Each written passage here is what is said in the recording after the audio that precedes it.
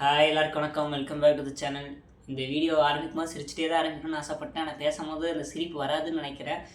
இந்த வீடியோவில் இந்த மஞ்ச சக்காவோட ரிவ்யூ தான் பார்க்க போகிறேன். 2026 சீசனோடது. இதுதான் கரெக்டான டைம்னு நினைக்கிறேன். நம்ம ஒரு ரிவ்யூ மாதிரி போடுறதுக்கு மேட்ச் பை மேட்ச் போடுறதுக்கு பதிலாக ஒரு மொத்த டீமோடதும் பார்க்குறது இதுதான் கரெக்ட் டைம். ஏன்னா 3 மேட்ச் விளையாண்டுட்டாங்க, 3த்துலேயும் தோல்வி தான். 2 விதமான பாசிபிலிட்டியும் நடந்துருச்சு. ஃபர்ஸ்ட் பேட்டிங் ஆடியும் தோத்தாச்சு, செகண்ட் பேட்டிங் ஆடியும் தோத்தாச்சு. இனி அந்த வின்னு ஒரு பாசிபிலிட்டி தான் இனி வராமல் இருக்குது. கூடிய சீக்கிரம் வரும்னு நினைக்கிறேன். இப்போ மொத்த டீம் யார் யாரெல்லாம் விளையாண்டாங்களோ அவங்களோட ரிவ்யூ சொல்லிடலாம். எதாவது சேஞ்சஸ் வேணாலும் சொல்லிக்கலாம். ஏன்னா டீம்லேயே 2-3 காம்பினேஷன் மாற்றி பார்த்துட்டாங்க, இனி ஒர்க் அவுட் ஆகலை. மீதி இந்த டெல்லி கூட இனி ஒரு 5 நாளில் மேட்ச் நடக்க போகுது. ரெக்கார்டாக பண்ணுற டைம்லேருந்து 5வது நாளில் டெல்லி கூட ஒரு மேட்ச் இருக்குது.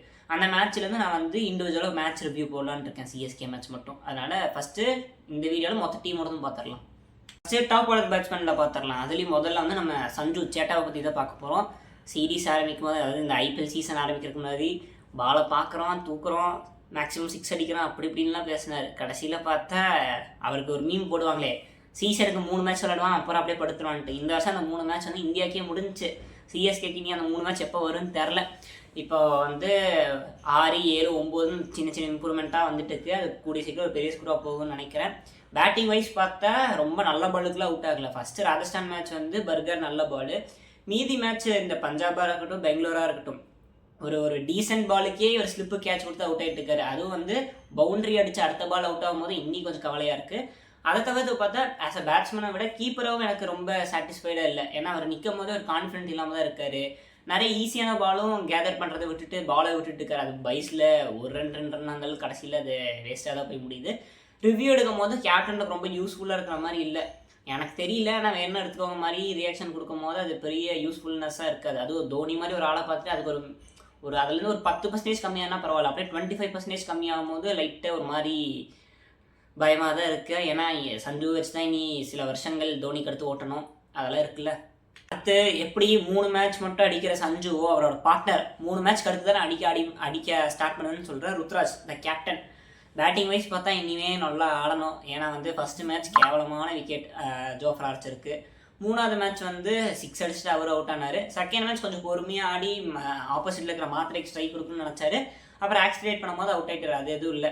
ஆல்ரெடி சொன்ன மாதிரி 3 மேட்ச் கற்று அடிப்பேன்னு சொல்கிற ருத்ரு இந்த மேட்ச் இந்த கற்று வேறு 11 மேட்ச் அடித்து அந்த ஆரஞ்சு கேப்பில் இருந்தால் தான் டீமுக்கு நல்லது. ஏன்னா சஞ்சுவோட ஃபார்ம் ரொம்ப ஷேக்கியாக இருக்குது வேர்ல்டு கப் எடுத்து. அதுக்கடுத்து பார்த்தா கேப்டன் வைஸ் பார்த்தாலும் இனி இம்ப்ரூவ்மெண்ட் பண்ணுறது நிறைய இடம் இருக்குது. ஆனால் ரொம்ப பேடான கேப்டன் சொல்ல மாட்டேன். ஏன்னா நிறைய பேர் இன்ஸ்டாகிராமில் கேவலம் சொல்லி சாக் பண்ணணும், அந்த டீமை கேப்டன்சியை பிடுங்கி வேற ஒருத்தனுக்கு தரணும்னு சொல்கிறாங்க. அந்தளவுக்கு போக வேண்டாம். ஏன்னா கிவன் ரிசோர்ஸஸ்க்கு இதுதான் பண்ண முடியும். இப்போ இந்த மேட்ச்சு எதுக்குடா ஓவர்டனுக்கு டெத் ஓவரில் கொடுத்தேன்னு சொல்லி சில பேர் கொஸ்டின் பண்ணிட்டு இருக்காங்க. ஆனால் ஒரு எஜுகேட்டட் சிஎஸ்கே ஃபேன், எனக்கு கிரிக்கெட் தெரிஞ்ச ஃபேனாக இருந்தால் அப்போ அங்கே இருந்தது 2 ஆப்ஷன் தான். ஒரு பக்கம் தூபே, ஒரு பக்கம் ஓவர்டன். அந்த 2 பேர்த்தில் அந்த மேட்ச்சில் தூபேவும் சரி ஓவர்டன் ஆளுக்கு ஒரு விக்கெட் எடுத்திருக்காங்க. எக்கனாமி வைஸ் பார்த்தா நம்ம ஓவர்டன் நல்லா போட்டிருக்கான் ஃபஸ்ட்டு 2 ஓவர். அப்போ என்ன லாஜிக் படி பார்த்தா அவன் தான் இங்கிலாந்துக்கும் நல்லா போட்டிருக்கான். தூபே ஏனாதான பவுலர் தான். அப்புறம் ஓவர்டன் 30 ரன் போயிட்டு இருக்கு. கேப்டன் எதுவும் பண்ண முடியாது. அதே மாதிரி தான் ராகுல் சஹரை கூப்பிட்டு அதுக்கு முன்னாடி எல்லா மேட்சும் ஸ்ரேயஸ் ஐயருக்கு எதிராக நல்லா போட்டிருக்கான். ஆனால் அந்த மேட்ச்சில் என்ன 40 ரன் ஈஸியாக கொடுத்துட்டாரு. கேப்டன்சி வைஸ் இனி இம்ப்ரூவ் பண்ணுறது நிறைய இருக்குது. நிறைய இடத்துல தோனி இல்லாமல் கஷ்டப்படுறதும் தெரியுது. அது தெரியாமல் இருந்தால் சரி. ஏன்னா ஆல்ரெடி சிஎஸ்கேனாலே தோனி தான் பேசிகிட்டு இருக்காங்க. அடுத்த ஸ்டேஜுக்கு போகிறதுக்கு நம்ம ருத்து கொஞ்சம் போல்டான டிசிஷன்ஸ் எடுத்து கொஞ்சம் இது சொல்கிற கஷ்டமாக தான் இருக்குது. இந்த சீசன் ரியான் பராகோட கேப்டன்சி இப்போதைக்கு ருத்ராஜோட நல்லா இருக்குன்னு சொல்கிற மாதிரி ஆயிடுச்சு. நெக்ஸ்ட்டு 1 டவுனில் நம்மளுக்காக ஆடி கொடுத்துட்டு இருக்கிற ஆயுஷ் மாத்ரே 3 மேட்ச்சில் ஒரு நல்ல பர்ஃபார்மன்ஸ், ஒரு மேட்ச் நல்லா பஞ்சாபுக்கார நல்லா பர்ஃபார்மன்ஸ் பண்ணியிருக்காரு. ஆனால் இவர் ரோஹித் சர்மா ஃபேன் நம்ம எல்லாத்துக்கும் தெரியும். அதுக்கு ரோஹித் சர்மா மாதிரியே பேட்டிங் ஆனன்னு அவசியம் இல்லை. இப்போ ரோஹித் சர்மா கூட நிறைய மேட்சஸில் 60-70 சூப்பராக அடிச்சிருப்பார். ஆனால் ஏதோ ஒரு ஸ்பின் பவுலர் இருக்கிறத தடவை தடவி இருப்பார். ஆயுஷ் மாத்ரேக்கு அதே தான் நடந்துச்சு. பஞ்சாப் மேட்ச்சில் சூப்பரான பேட்டிங் பேசர்ஸ்க்கு எதிராக. ஆனால் சஹல் ஓவர்லாம் ரொம்ப தடவிட்டு இருந்தார். அடிக்கிறதுக்கே கஷ்டப்பட்டுட்டு 2-3 சான்ஸ்லாம் கொடுத்தாருன்னு நினைக்கிறேன் சஹலுக்கு எதிராக.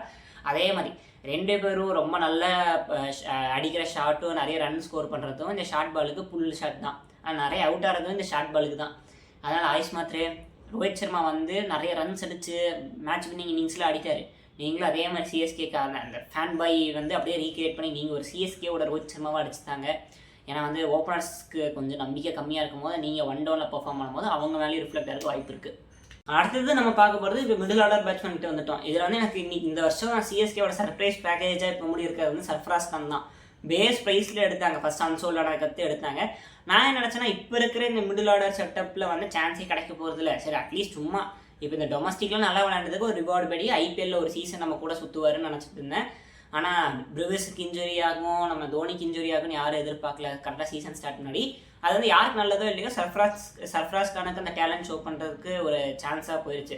ஃபஸ்ட்டு மேட்ச் என்ன தான் கம்மி ஆடுறன்னு அவுட் ஆனாலும் ஒரு பாசிட்டிவ் இன்டென்ட் காமிச்சார். 4 விக்கெட் போயிருந்தாலும் பரவாயில்ல, நான் ஒரு சுற்று தான் போகிறேன்னு சொல்லி அடித்தார். ஜடேஜாக்கு எதிராக அவுட் ஆகிட்டார். அப்புறம் வந்து இந்த செகண்ட் மேட்ச் பஞ்சாபுக்கு எதிராகவும் இந்த பின்னாடி ஆஃப் சைடு நல்லா யூஸ் பண்ணி இந்த தேர்ட் மேன்லேயே ஒரு 30 ரன் அடித்தார். போன பெங்களூர் மேட்ச்லேயும் நல்ல 50. எல்லாருமே இந்த டார்கெட் பக்கத்துலேயே போக முடியாதுன்னு சொல்லும் போது ஒரு ஆள் வந்து நான் ட்ரை பண்ணுறேன்னு சொல்லி ஆரம்பிச்சது வந்து சர்ஃப்ராஸ் கான் தான். ஆனால் வந்து இந்த லெஃப்ட் ஆர்ம் ஸ்பின்னருக்கு எதிராக கொஞ்சம் வீக்னஸ் தெரியுது. ஏன்னா விளையாண்ட 3 மேட்ச்சில் 2 மேட்ச் அப்படி தான் அவுட் ஆயிருக்கு. அதனால் அது கொஞ்சம் ஒர்க் அவுட் பண்ணிட்டாருன்னா, ஏன்னா மிடில் ஓவரில் இப்போ நிறைய பேர் லெஃப்ட் ஆர்ம் ஸ்பின்னர் வச்சுருக்காங்க. நெக்ஸ்ட்டு டெல்லிக்கு எதிராக அக்ஷர் பட்டேல், மும்பைக்கு எதிராக சாண்ட் மாதிரி ஆளில் வரும்போது அது கொஞ்சம் இன்னும் டெவலப் பண்ணிக்கலாம், இம்ப்ரூவ் ஆகிக்கலாம்.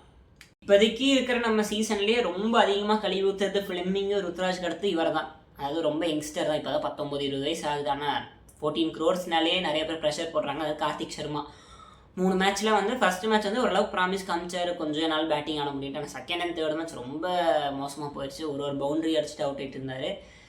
எனக்கும் நான் ஆசை தான் ஒரு யங்ஸ்டராக வந்து இன்னி சான்ஸ் கொடுத்து இன்னி பர்ஃபார்ம் பண்ணலான்ட்டு. ஆனால் இப்போ கரெக்டாக டெவால் ப்ரூவிஸ் வேறு இன்ஜுரியிலேருந்து வராரு. நான் முன்னாடி என்ன நினச்சேன்னா ஃபஸ்ட் மேட்ச் கிடையாது சர்ஃப்ராஸ் உட்கார வச்சுருவாங்கட்டானே. இப்போ பர்ஃபார்மன்ஸ் படி பார்த்தா கார்த்திக் சர்மா உட்கார வச்சுட்டா டெவால் ப்ரூவிஸ் உள்ளே வர மாதிரி இருக்கும். அதனால் கார்த்திக் சர்மா ஓகே 14 crores இருந்தாலும் நம்ம பெஞ்ச் பண்ணுறதா தப்பு இல்லை. ஏன்னா வந்து இன்னும் அந்த ப்ரெஷரை ஹேண்டில் பண்ண முடியல. ஃபீல்டிங் அப்பவும் ஒரு மாதிரி பயத்துலேயே நிற்கிற மாதிரி தான் இருக்குது இந்த கேமராவிலேருந்து பார்க்கும்போது. அப்புறம்னு பார்த்தா ஃபீல்டிங்கும் நம்ம அந்த 3 over 4 over நிற்க வைக்கிறது ஒரு மாதிரி ஷேக்கியாக தான் இருக்குது. எனக்கு அவர் பிடிப்பாருன்னு ஒரு நம்பிக்கை இல்லை. ஆஸ் அ மெயினாக கீப்பராக இருந்தது கற்று இப்போ ஃபீல்டிங்கில் பிடிப்பாரா இல்லையான்னு ஒரு டவுட்டில் தான் இருக்குது.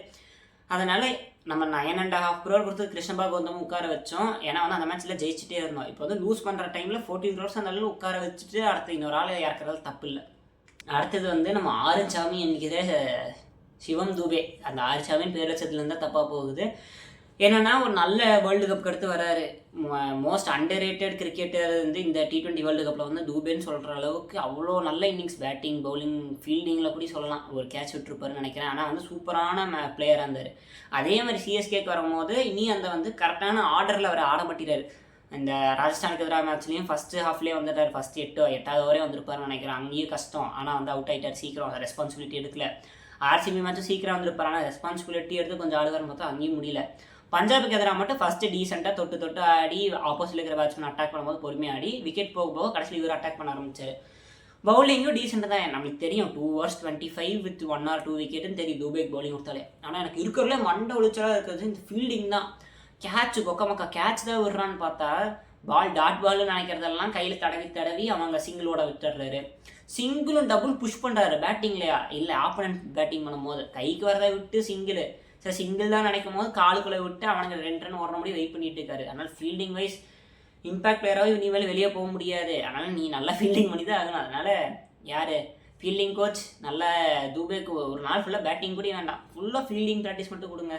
நெக்ஸ்ட்டு இன்னொரு எக்ஸ்பென்சிவான அன்கேப்டு பிளேயரான பிரசாந்த் வீர் தான். பிரசாந்த் வீர் வந்து இந்த செகண்ட் மேட்ச் ஆடும் போது அந்த 6 balls 6 run தான் அடிச்சிருந்தாரு. கொஞ்சம் தலைவீடு தான் இருந்தார். நிறைய பேர் கலாய்க்க ஆரம்பிச்சாங்க.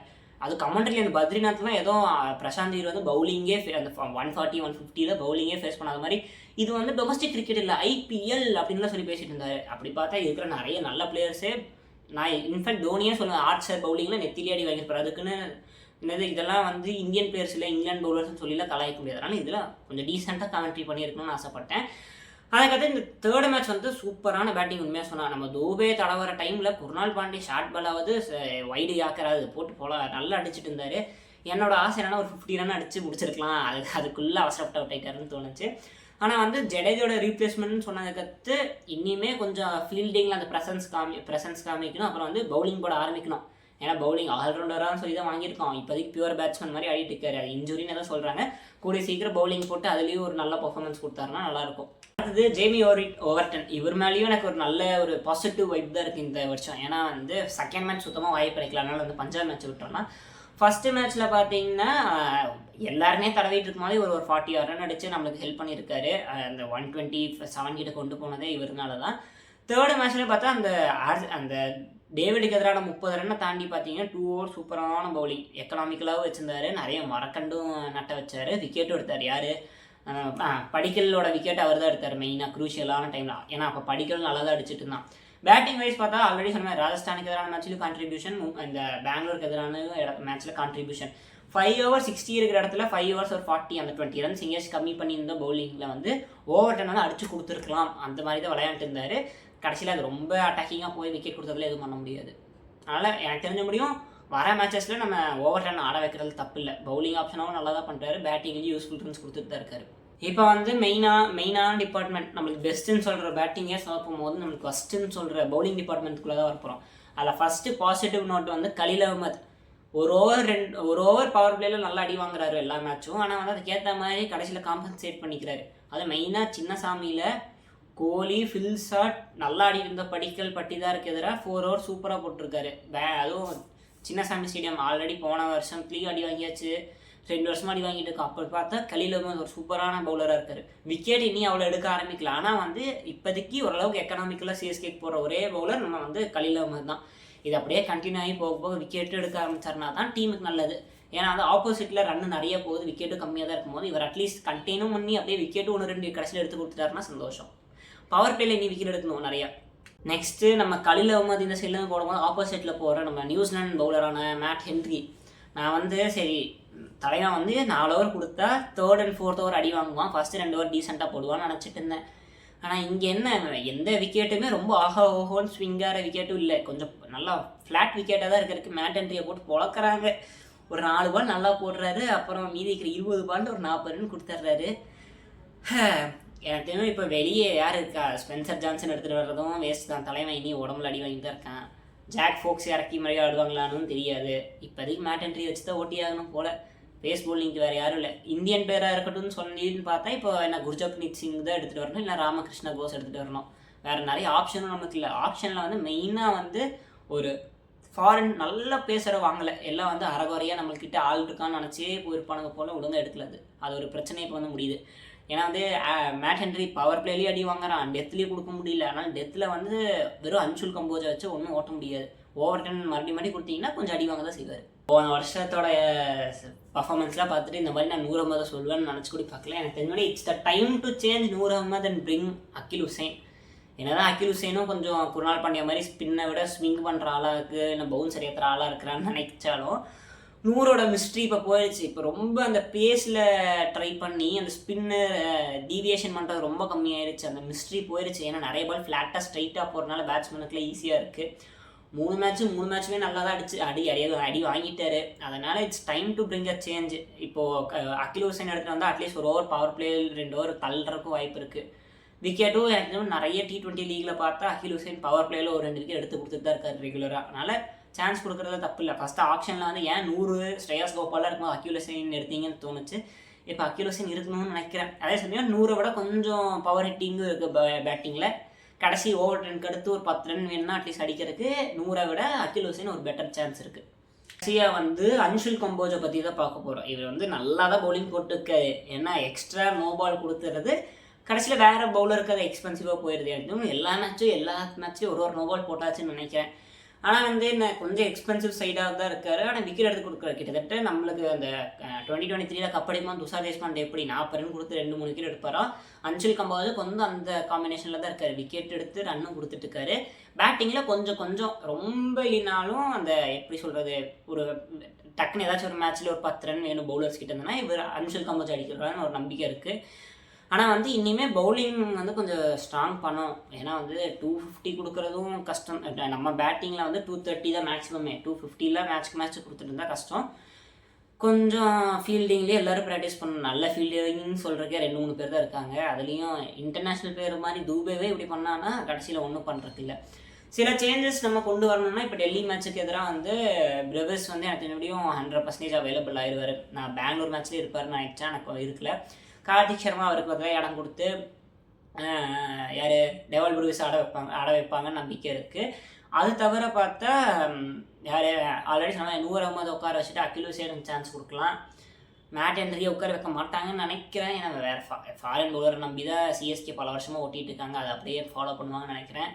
ஆண்டனியும் உருள் பட்டேருக்கு எங்கேயாச்சும் உள்ள சொர்க்க முடியுமான்னு தான் ட்ரை பண்ணி பார்க்கணும். இப்போதைக்கு பிரசாந்த் வீரும் ஒரு மேட்ச் அடித்து கொடுத்தனால அவரை இறக்காமல் ஆயுஷ் மாத்திரை உட்கார வைக்கவும் மாட்டானுங்க. தெரில, எனக்கு ஏதாச்சும் பண்ணி உருள் பட்டேல உள்ளே கொண்டு வரணும்னு ஆசையாக இருக்குது. இது போக ஒரு 4-5 மேட்ச்க்கு அடுத்து இந்த டீமில் ஏதாச்சும் ஒரு 3 பேர் நல்லா செட் ஆயிடுவாங்க. அவரை தூக்கிட்டு பண்ணி தோனியை உள்ளே கொண்டு வருவாங்களான்னு தான் தெரில.